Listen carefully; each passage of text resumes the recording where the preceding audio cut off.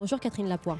Bonjour. Merci de votre présence. Vous êtes adjointe au directeur de la jeunesse au ministère de la Jeunesse et des Sports, sous-directrice des politiques de la jeunesse. C'est un dossier évidemment que vous suivez. Comment rassurer tout simplement les parents qui s'inquiètent aujourd'hui, clairement, pour leurs enfants qui parfois, pour la première fois, partent en colonie cet été?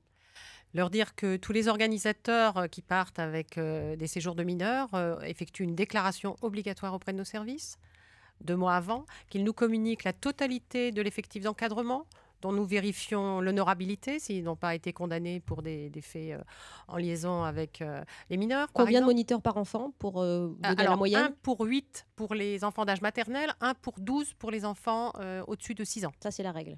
Ça, c'est la règle et c'est celle qui est appliquée parce qu'on vérifie déjà avant le départ sur dossier qu'on a bien ces taux-là.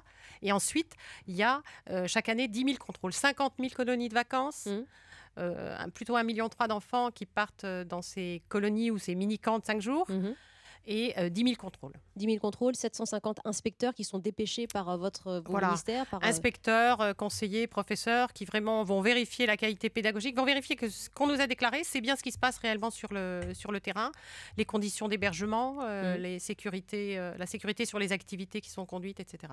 Très bien. Alors, c'est intéressant de parler de l'encadrement, de la sécurité, de l'hygiène aussi, parce que la sécurité et l'hygiène étaient en question. Comment on laisse des enfants se laver les dents avec l'eau du robinet si cette eau est polluée, jugée polluée, et comment surtout on garde ouverte cette structure alors qu'on sait qu'il y a ces risques de pollution induits pour des enfants? Alors, déjà, comme l'a très bien dit votre reporter, pour l'instant, les causes du décès ne sont pas établies et l'eau est une des hypothèses parmi d'autres.